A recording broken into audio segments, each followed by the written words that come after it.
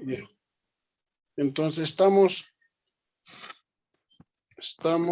con lo que es de la tercera semana, políticas lingüísticas en favor de la lengua en el contexto. ¿Se escucha, no, colega? ¿Está bien, no? ¿Se escucha? Sí. Sí, listo. Ya. Entonces, ¿se escucha? Sí, ya. Gracias, colegas. ¿Escucha, no, Noel? No me había puesto mi micrófono. Correcto, Lice, claro, se escucha. Ya, muchas gracias. Entonces, en esta ocasión nos vamos a hablar sobre lo que es políticas lingüísticas en favor de la lengua en el contexto. Eso nos toca explicar en la tercera semana.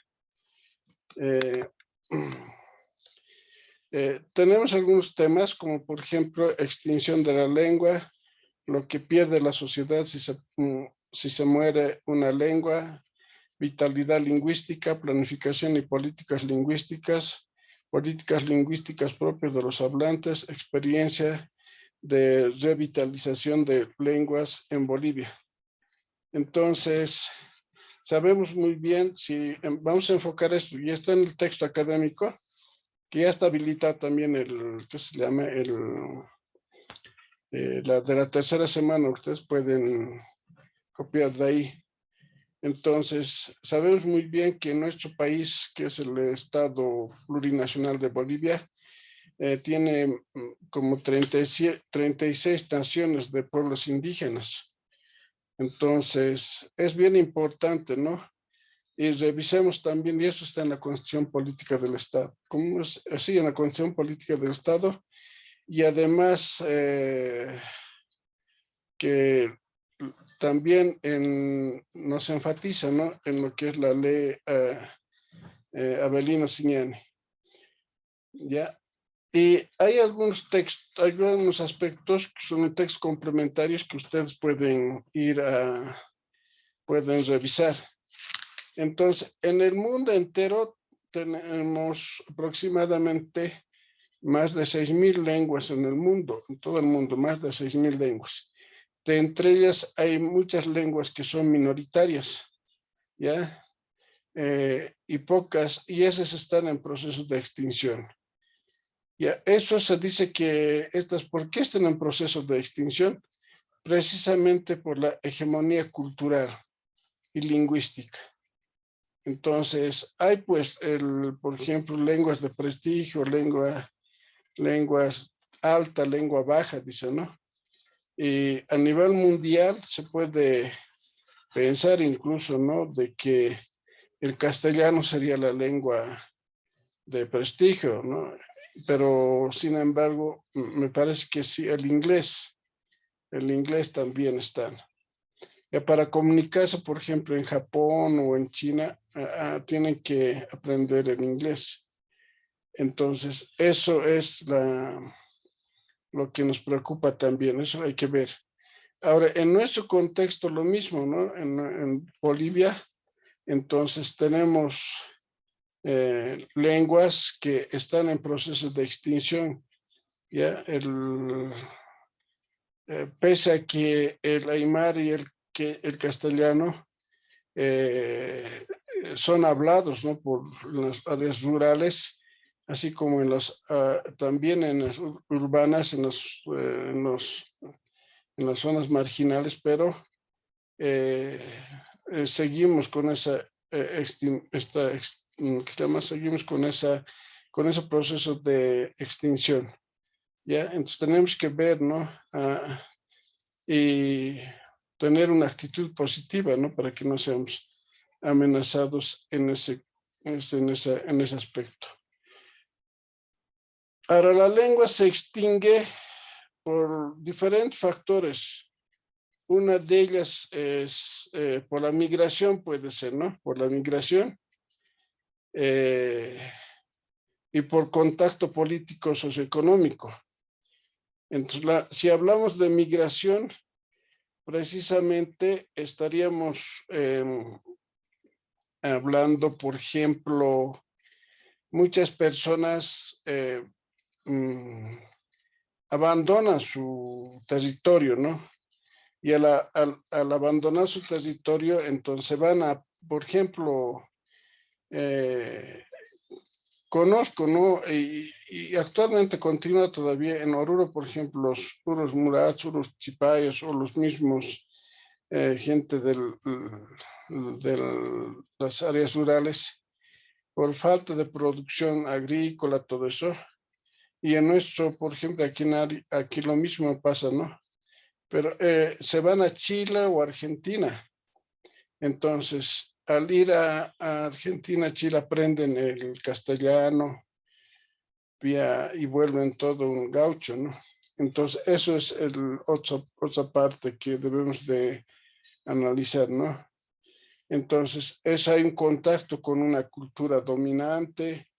eh, eso es uno, por ejemplo, este factor que es de la migración, es un hecho, como dice en el texto, es un hecho real, ¿ya? Y eso no solamente es en nuestro país, sino también ocurre en otras partes del mundo, donde los hablantes nativos o originarios de algunas comunidades migran pues a otros lugares, a las ciudades, y eso no vamos a negar, ¿no? Eso es para buscar mejores condiciones de vida, ¿no? Eh, y en ahí aprenden otras lenguas, ¿no? Otra cultura, otra forma de vida. Entonces, vuelven a su país natal con esos conocimientos, con ese conocimiento, con esa actitud y comportamiento de esos lugares. Eso hay que ver, ¿no? Ahora, el contacto, que es como, por ejemplo, como segundo factor sería, ¿no? El contacto político, socioeconómico, eh, afecta también a la extinción de la lengua, ¿ya? Eh, a través de esto, entonces, los inmigrantes, por ejemplo, eh, introducen poco a poco términos de las ciudades, ¿ya? Esto afecta además de una manera progresiva, ¿ya? De una manera progresiva a la cultura, no solamente a la lengua, sino también a la cultura, ¿ya? En los años. Entonces, este contacto, por ejemplo, con esas personas, termina las personas que se introduciendo una escuela, ¿qué se llama? Ingresan a la escuela, por ejemplo, allí, ¿no? En esos lugares. Entonces, es como una máquina, ¿no? Como una máquina reproductora de una sociedad hegemónica, ¿ya? Y dominante.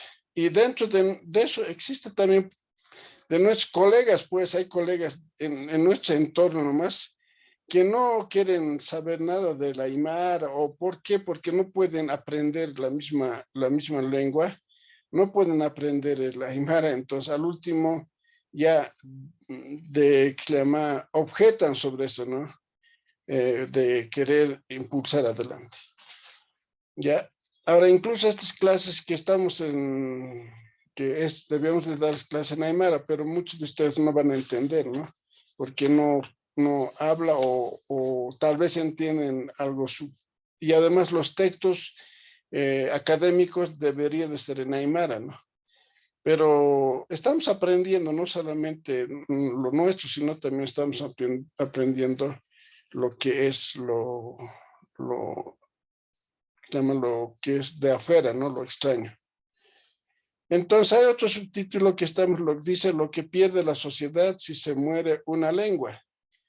Entonces, el contacto vertical, o sea, el contacto de una lengua superior, digamos, ¿no? Entonces, como dice en esta parte, el contacto vertical ocasiona la erosión de los saberes locales. Entonces, la lengua ayuda a preservar la historia de un pueblo, ¿no? ¿Sí o no? Así es o no. Cuando decimos utankaskiti, hisa utankaskiwa, entonces todos se imaginan una casita de paja, una casita así del campo, ¿no? Pero cuando en inglés, por ejemplo, cuando dicen house, ¿no? Entonces ya se imaginan una casa como de los ingleses, un chalet podía ser, ¿no? Un chalet, se imagina. Pero hoy en día cuando hablamos, por ejemplo, cholet, hablamos, todos se imaginan de un edificio, encima una casita, ¿no? Sobre un edificio, una pequeña casita sobre el que seguramente es para los dueños de ese edificio, ¿no? Entonces, ese contacto vertical, por ejemplo, de una lengua dominante sería en este caso, puede ser castellano, en inglés, ¿no? Y las lenguas indígenas originarias, campesinas o lenguas minoritarias, dice, en el texto creo que decía minorizadas, creo que decía, no sé, minoritarias sería, ¿no? No solamente provoca en este caso el desplazamiento, sino la extinción de la lengua. Entonces, paralelamente, ocasiona en este caso, como dice en el texto, la erosión de los saberes locales, ¿ya?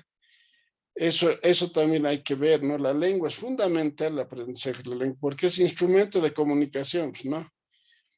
Utan kamaskati, es un término distinto, ¿no? No es como decir, estás viviendo en casa, no, estás en la casa, no, sino se puede entender, por ejemplo, kamaskati, que se puede entender que tú estás siempre en la casa, estás haciendo, por eso hay ese término sumacamaña, creo, ¿no? Entonces, tienes estás muy distinto que de preguntar, ¿estás en casa o estarás en casa? Sí, tan camasca, dice, ¿no? Voy a estar en la casa, dice, ¿no? Entonces, eso también es importante analizar, ¿no? Entonces, ahora, ¿qué más sería? Esto sería entonces la lengua ayuda a preservar la historia de un pueblo. Ya, así decimos nosotros, pues, ¿no? Pero en otra cultura que son de una visión lineal, no hay que ver atrás, dice, hay que olvidar el pasado, hay que ver siempre adelante, dice. Pero nosotros no, pues, la cultura andina, los aymaras, siempre decimos, ¿no? Hay que ver también el pasado y analizarlo, dice, ¿no? Para mejorar el futuro. Así sería, ¿no? Entonces, es cíclica además nuestra visión, ¿ya? A la vitalidad lingüística. Esta parte, a ver, ya, la vitalidad lingüística está bien claro en las, ¿qué se llama? En lo que se refiere a la vitalidad. UNESCO habla sobre esto, ¿no? La menciona como la manera de arribar a los factores encontrados de una lengua para poder considerar su revitalización. Entonces, primero se debe de saber cuál es la situación en la que se encuentra una lengua en, en nuestro contexto, en nuestra área de trabajo, puede ser, ¿ya? No se puede, como dice en los textos de UNESCO, no se puede evaluar una lengua simplemente sumando, dice, ¿no? O sumando cuántas personas hablan, no solamente se puede evaluar, dice. Entonces recomienda examinar, ¿no? Recomienda examinar los factores de vitalidad de los cuales enumera ¿qué se llama? En el texto académico. Se van a fijar léanlo, enumeren ahí, por ejemplo, hay 2, 3, 4, 5 factores, creo que en el texto, ustedes van a revisar. Entonces, eso también es importante, ¿ya? Aquí están los factores, ¿no? Que estoy mostrando. Por ejemplo, factores de vitalidad, transmisión intergeneración de la lengua. Entonces, de generación a generación, ¿no? Y no solamente cuando hablamos educación, cuando hablamos sobre intercultural, hablamos sobre, a ver, de generación a generación, esta aculturación, enculturación hablamos, ¿no? Pero cuando es enculturación, ya es una transmisión de generación a generación. Ahora, la lengua, lo mismo, aprendemos de generación. Entonces, por eso dice lengua materna, ¿no? Lengua materna. Y ya les he enfocado también las anteriores sesiones de que, por ejemplo, hay niños que son monolingües, hay niños que son monolingües. Ya estamos en contacto, su mamá habla pues, aymara y su papá ves en aymara, los dos están hablando, los niños hablan pues, aymara nomás, no hablan castellano hasta la edad escolar. Y entrando a la escuela, ya empiezan ya en contacto de su entorno social. Yo conozco a los de Chuma, pasando Chuma, hay una comunidad, por ejemplo, hay una escuelita donde los niños no hablan castellano. Les hablas en castellano, te miran, se ríen nomás, pero si les hablas en quechua, entonces ellos imaginan, ellos dicen, oye, ahí mata Roasan, en la escuela si está el Kazán, y digamos. Entonces ellos hablan, responden en quechua, y no en castellano, son monolingües, pero ya en la clase, en contacto con los compañeros, ya hablan, porque sabemos muy bien que los niños tienen esa capacidad innata, ¿no? De adquirir los conocimientos. Eso también es importante. Entonces, uno de los factores de vitalidad tal vez sería el número absoluto de hablantes, ¿no? Pero eso no se da, ¿no? Entonces, la población también. Entonces, hay que ver, nosotros como profesores tenemos que nomás impulsar, ¿no? Si realmente para no... claro, después los niños tienen que aprender, o sea, hay que planificar cómo debemos de dar nuestra clase. Pero sí o sí, a los niños que hablan aymara hay que planificar, hay que organizarse. Incluso dijimos en la anterior clase que debemos de escribir, ¿no? Nosotros debemos de escribir la lengua. ¿Cómo es la lengua? Digo, los textos, ya los saberes, conocimientos, todo eso, ¿no? Ya eso es. Ahora, respuesta a los nuevos hábitos y medios. Claro, tiene que haber, porque la cultura, ustedes saben que no es los conocimientos, ¿no? La cultura no es estático, ¿no? La cultura es dinámico. Ya, ahora esta parte, por ejemplo, donde dice disponibilidad de materiales para el aprendizaje y la enseñanza de la lengua. Y muchos escucho decir que el gobierno nos da unos materiales que no están acordes a nuestro contexto, están descontextualizados, etc. Entonces, pero es que es diverso. Entonces, cada región, incluso ya dijimos, de los de Achacachi con la provincia de Muñecas nomás es distinto, la forma de vida también es distinto. Entonces, es importante que nosotros podamos preparar nuestro propio material didáctico. Nuestros textos también podemos hacer, ¿no? O libros, incluso podemos editar libros, ¿no? Ahora, otro factor sería actitudes y políticas de los gobiernos y de las instituciones hacia la lengua, incluido su rango oficial y su uso. Entonces, en este aspecto, por ejemplo, hay una actitud. Además, hay una política del gobierno de que las instituciones pues tienen que aprender, las instituciones por lo menos conocer la lengua, ¿no? Hay cursos que se están dando, por ejemplo, de aymara, en quechua, todo eso.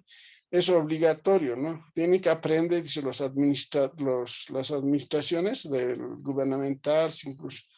En la UPA nomás, por ejemplo, en la Universidad Pública del Alto, para ser docente te exigen certificado de un idioma nativo y extranjero. Incluso tienes que saber, por lo menos conocer, hablar, ¿no? Puede ser aymara y en inglés, puede ser, ¿no? Entonces, hay una actitud también que se está demostrando eso. Actitud de los miembros de la comunidad hacia su propia ley. Ahora, en este aspecto sí había en principio que los papás, por ejemplo, decían que mi hijo tiene que aprender castellano para que ya saben hablar aymara, dice. Pero también hay que demostrar que sí saben hablar aymara. También hay que aprender castellano, pero hay que también aprender a leer y escribir. Entonces, eso es para esos aspectos, ¿no? La vitalidad. Y hoy en día sí, ya en las universidades hay profesionales de lenguas nativas, entonces en la misma escuela de formación de maestros ya hay, pero nos estamos limitando solamente a la enseñanza de lengua, sino tiene que ser más amplio, ¿no? En cada materia, asignaturas, y hay que investigar, y hay que, por ejemplo, en ciencias naturales, cuando estamos enseñando, por ejemplo, sobre la naturaleza, podemos enseñarles quizás, ¿qué se dice? Los bioindicadores, por ejemplo, ¿no? ¿Qué función cumplen los bioindicadores? Así como en algunas materias, ¿en qué materia nos tocaría, por ejemplo, como tema la astrología, ¿no? ¿Y qué función cumple, por ejemplo, en la luna nomás? ¿Qué hace, pues, cuando hay luna llena? ¿Cómo reaccionan las plantitas? ¿Qué ocurre? Alguien me decía, un médico que trabajaba en la maternidad, me decía, cuando hay luna llena, creo que se llena el hospital, dicen. Entonces, ¿por qué? ¿A consecuencia de qué es? Porque entonces nuestros son saberes, pues, y conocimientos. Nuestros ancestros, nuestros antepasados, nuestros abuelos conocían eso, ¿no? Esto de lo que es los saberes, ¿no? Y tipo y calidad de la documentación, creo que es esto, tipo y calidad de documentación. Entonces, todos esos aspectos, esos factores que nos estamos mostrando, es importante conocerlo, ¿no?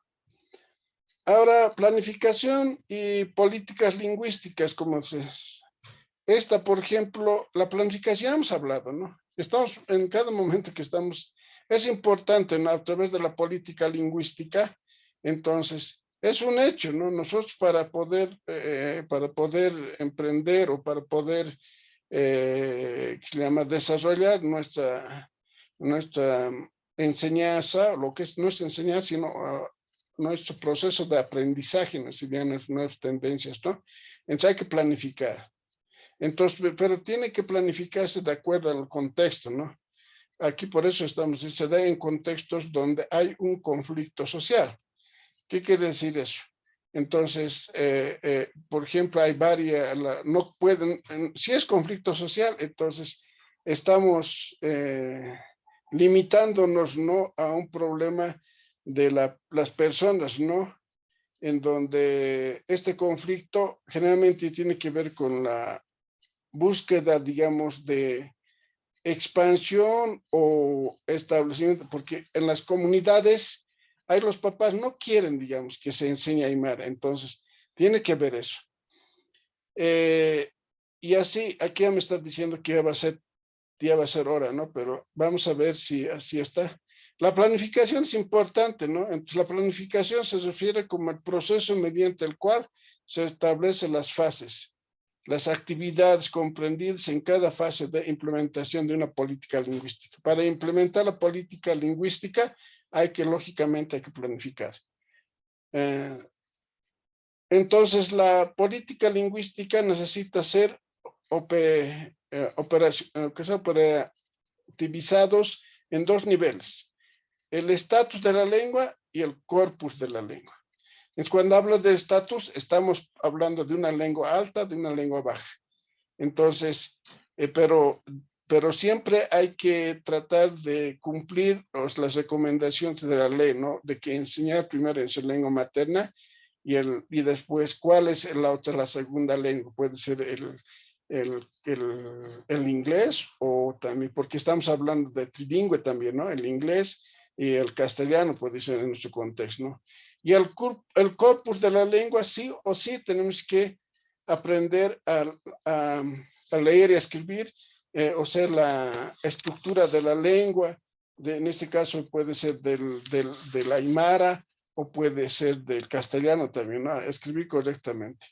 Ya, entonces, eso sería, digamos, en lo que se refiere a esta parte de planificación y políticas lingüísticas. Ahora, hay otro tema que es políticas lingüísticas propias de los hablantes.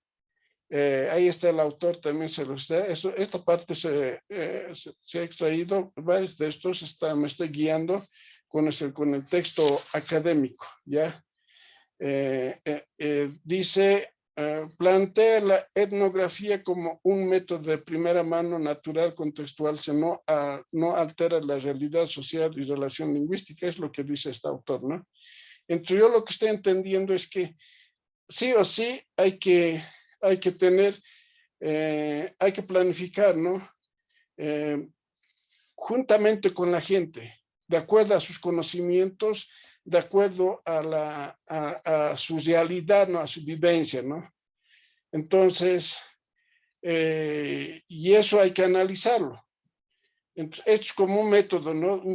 O puede ser un método de investigación cualitativa o de investigación cuantitativa. Entonces, eso un poco habrá que leer por el tiempo, no vamos a poder profundizar esto, pero en el texto está bien clarito sobre esta parte de lo que es la política lingüística propia de los hablantes. ¿Ya? Ahora, en esta misma, a ver, si hablamos de este autor, entonces habla de los como método, ¿no? Este método recoge datos en su esencia natural, dice, ¿no ve? Entonces, a ver, para dar como ejemplo nomás, el anterior les decía, por ejemplo, la provincia Muñecas dice, Anchita, uka pelot matat animae, dice, entonces, Anchita matatama, dice, había sido, ahorita va a patear, patea, pero en nosotros en la provincia Los Santos, o la provincia Omasúi, por ejemplo, por todo el sector Pacaj, puede ser, Taquintanuns, entonces, los animalitos más te patean de esa forma, ese término, por ejemplo, ¿no? Pero eso hay que ver, ¿no? No vamos a, ahora, en otro lugar, por ejemplo, dice, baja pues, dicen Aymara, ¿no? Saracanimay, el otro dice, Macanimay, dice, ¿no? Entonces, ese aspecto también tenemos que enseñar, o sea, por eso es importante analizar, ¿no? Es investigar y descubrir, ¿no? Todos los conocimientos, ¿no? Ahora, puede ser incluso no solamente en idiomas, sino también en otras materias, en otras asignaturas, ¿no? Entonces, aquí, como dice, este método rescata y planifica la lengua en su esencia natural, con contenidos culturales e ideológicos propios de la comunidad. Entonces, eso es importante, ¿no? Ver y conocer. Entonces no podemos imponer, pues, ¿no? Nosotros, esto dice así, a los niños enseñarles otra cosa, ¿no?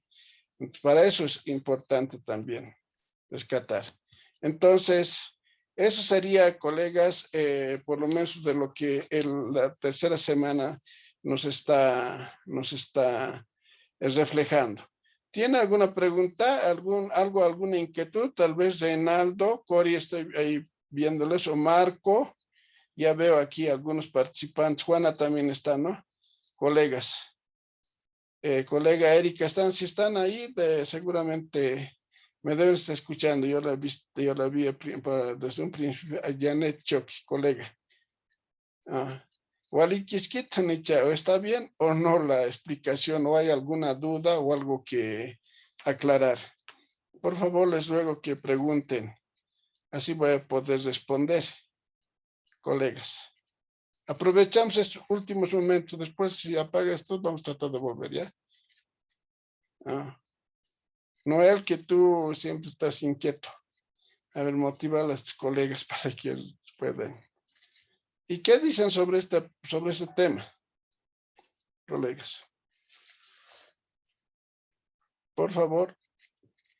Arsini Jamaya. Hay que rogarles, creo que no. Reinaldo, Cori. Anita Arsuni Munafta. ¿No quieren? Entonces, terminamos la clase.